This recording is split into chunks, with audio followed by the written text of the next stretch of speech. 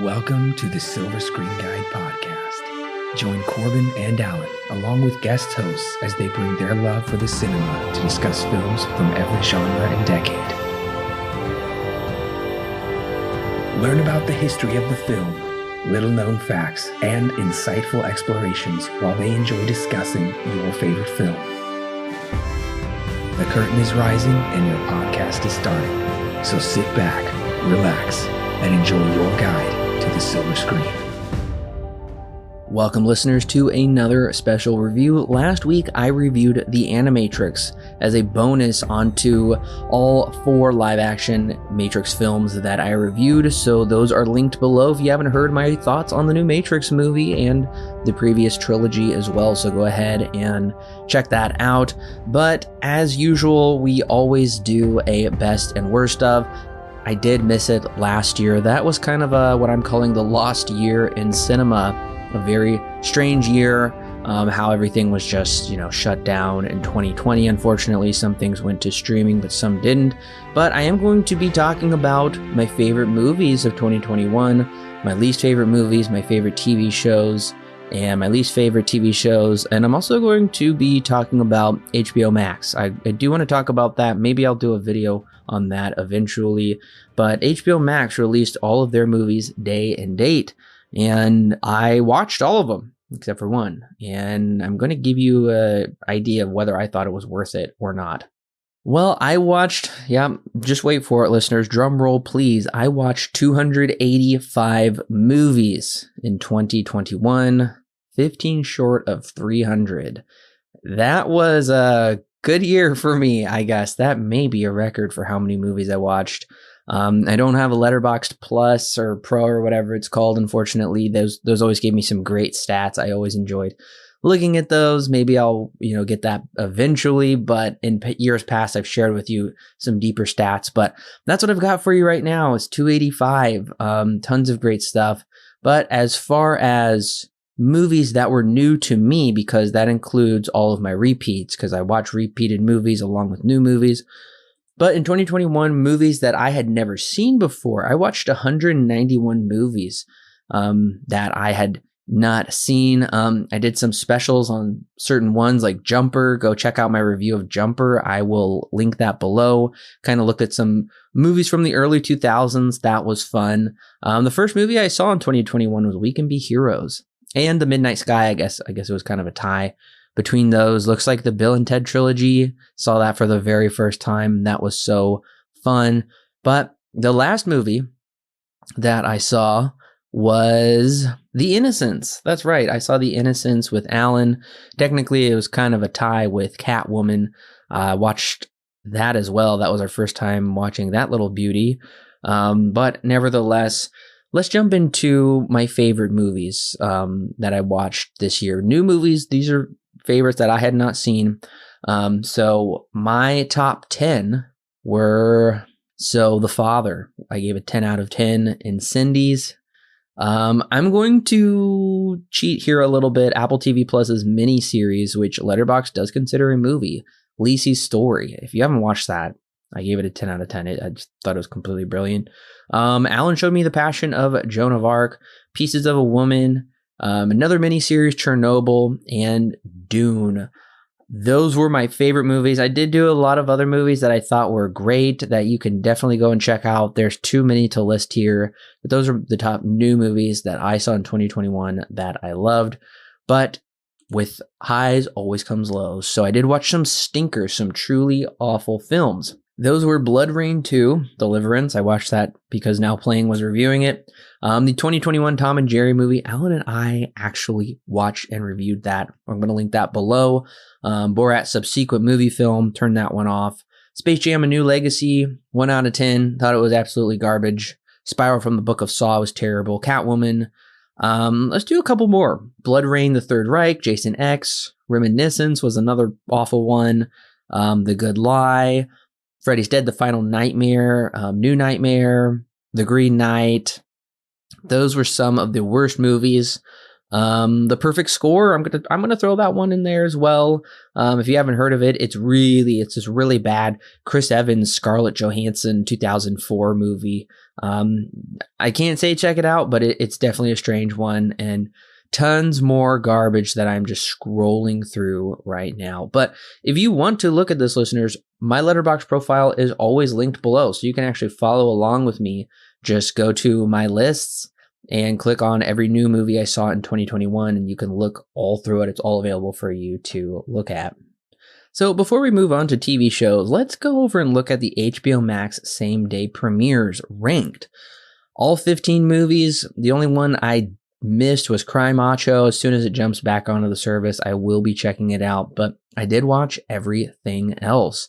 And so let's go from, highest first. So the best one I felt they put out was Dune. That was awesome to be able to watch that at home, even though I went and saw it in the IMAX twice, actually. Judas and the Black Messiah was a great film. I gave that an 8 out of 10. Everything else is a 7 and below, with the worst one being Space Jam: A New Legacy, Tom and Jerry. I didn't like In the Heights, didn't even finish it, watched about half of it to a third of it. The Suicide Squad was another big disappointment for me. I didn't like it at all. Little Things, 5 out of 10, no go. Those Who Wish Me Dead is a big no. Mortal Kombat, 5 out of 10. Conjuring Devil Made Me Do It, 6 out of 10, very bland. Many Saints of Newark. I don't have any familiarity with The Sopranos. I'm going back and watching it, but I thought it was 6 out of 10. It was okay. Malignant, 7. Matrix Resurrection, 7. Godzilla vs. Kong, 7. So I do have these ranked in order. I started with Dune, and then I went down from the bottom up, essentially. So yeah, what does this tell me, listeners? This tells me that I'm glad I didn't see any of these movies in theaters, save for Dune. Godzilla vs. Kong would have been awesome to have seen in IMAX. And I would have paid money to go see Judas and the Black Messiah. That was very good. I did see Resurrections in theaters. I didn't see anything else, thankfully. This has actually shown me that they put out just a bunch of mediocrity to garbage this year. Warner Brothers did with their day and date releases. I really wasn't impressed. There's, maybe 2 or 3 diamonds in the rough, a couple of fun things, but overall, I'm going to be very apprehensive now on what I go spend my hard-earned money and time on in movie theaters, because at the movie theater, I have to drive there. I have to sit through half an hour of previews. I have to deal with people talking and texting. I can't shut the movie off. Maybe if I leave 30 minutes before, into the movie, then I could possibly get my money back, but then that's just become a waste of time. This allowed me to low stakes watch these movies at my own pace, break them up into chunks. If I didn't like it, I could just turn it off like I did with In the Heights, which I thought was way too long and an overly political musical. Maybe you liked it. I surely didn't like it. So yeah, this just showed me that they put out a bunch of drivel, and I'm really going to be very wary in the future of what I go see at the theater, because, I can wait for streaming. I mean, they are putting HBO Max said that 45 days after theatrical release, it'll be on the service. So it's really not long to wait. Roughly a month and a half after it hits theaters, you can watch it at home and, give it a try. And if you don't like it, then there's no harm done. Of course, it costs money to watch these movies. It's $15 a month, but there is other stuff on the streaming service as well for you to check out. So there's more to it than just paying $15 for these movies. And across 15 movies, you could justify that to $1 a movie. So nevertheless, those are my thoughts on HBO Max's same day premieres in 2021. So I'm probably going to be very wary of what I watch theatrically from now on. But let's go ahead and move on to TV shows. So the first TV show that I watched in 2021 is a bit of a fudge. I kind of fudged it here. Brave New World. I actually started it, I want to say at the very end of 2020, finished it at the very beginning of 2021. I thought it was pretty bad. 4 out of 10. I watched it on a free Peacock subscription trial. Thankfully, it was free because I would never have paid money to watch that show. So I wasted 415 minutes of my life on it. Do not check out Brave New World. So technically, the real first show that I watched was Cobra Kai. I believe my wife and I started Cobra Kai at the beginning of 2020, and we just went through, currently watching Cobra Kai season 4. Absolutely love it. So it seems like, according to this list, the last TV show I watched in 2021 was The Wheel of Time, which is Amazon's new fantasy series. I really liked it. I gave it a 7 out of 10. I think it's one, if you enjoy fantasy, you don't want to miss this one. Definitely go check it out. All episodes are available now. So I really had a great time watching it. A couple shout outs throughout the year. Hannah, season 1. I actually just finished season 2. That is a great show. Foundation was started with some incredible promise and just kind of was a slow downward slope. It's fine at the end. It's fine, but it really wasn't this great thing like DUNE was. I still think it's good. I'm excited for season 2. Star Wars Visions was actually a surprise. Check that one out. This is kind of a milestone for me and my wife. We finally finished Gilmore Girls. We agreed this is kind of me and my wife's average rating together on an 8 out of 10. It took us about 7 years to get through the entire series. It really wasn't my thing, but my wife really enjoyed it and wanted to share it with me. So I'm glad we're done with Gilmore Girls, but I can say I've seen the entirety of it. So we did actually get to finish it that year. And I got to show my wife The Haunting of Hill House. That's a 9 out of 10 for me. I showed it to her. C was very impressive. C season 2, if you haven't seen that, check that out. Only Murders in the Building. I thought it was good. I don't think it's great. I think there's a lot of hype around it, but nevertheless, I still thought it was kind of fun. Midnight Mass was brilliant. Absolutely loved it. What If was tedious and hard to get through, I thought. Shadow and Bone was a disappointment. My sister and I, we finished Party of 5. We started that a number of years ago as well. So that was really fun to go through that series. I highly enjoyed Party of 5, 9 out of 10. Star Wars The Bad Batch was a big surprise. Loved that. Marvel's MODOK. That's a thumbs down for me. I didn't enjoy that one. Loki was okay. Resident Evil Infinite Darkness was ridiculous. Oh, okay, listeners. This is the year my wife and I discovered Ted Lasso. We are over the moon about Ted Lasso. If you have not watched it, check it out. I cannot wait for season 3. Oh, it's so good. Jupiter's Legacy, I thought was much better than people gave it. Disappointed. The show got canceled. The Mosquito Coast was one of my favorites of the year. I think Lisi's story bumped it from first place into second place, but I absolutely cannot wait for season 2. Finished Castlevania. That final season came out. That was a fun, exciting but quick.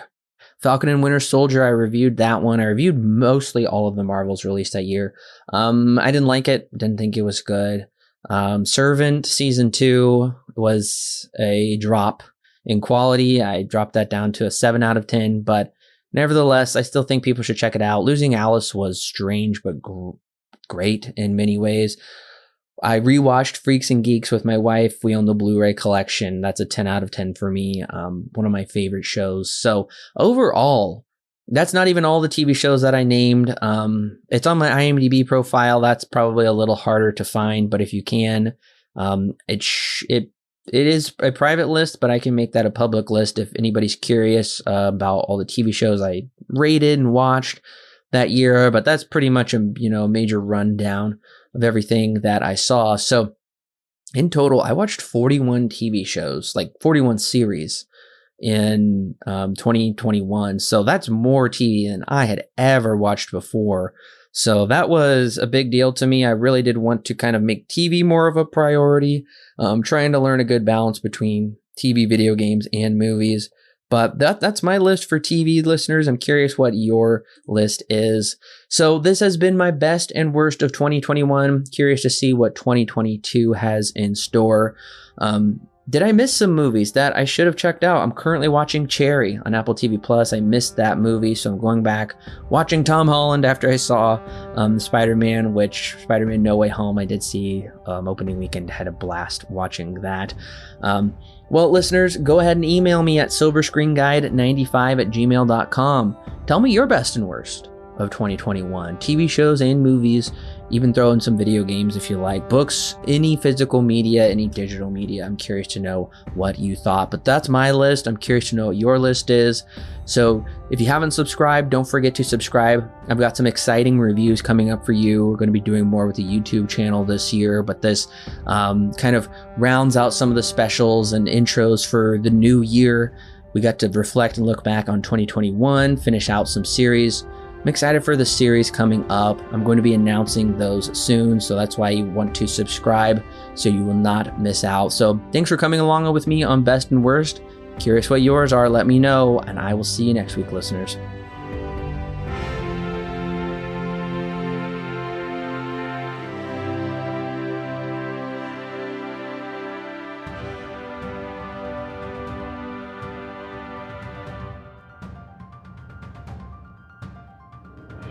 Hey listeners, it's Corbin. Don't forget to check out the exciting links in the description below that will connect you with more great movie reviews for your listening pleasure, and our YouTube, Facebook, and Twitter page, and of course our official website where you can read great articles and sign up for our free weekly newsletter.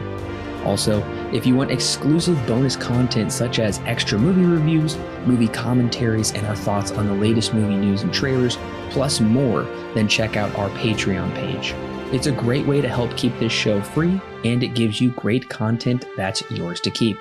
All of that and more is found in the description below. Don't forget to subscribe whether you're on YouTube, Apple, Google, or Stitcher, or your favorite podcast service. And while you're at it, please leave us a 5-star review so other movie lovers can more easily find our podcast. We love talking about movies, and we love talking about them with you. So don't forget to share with your friends and family, and we'll see you next week, listeners.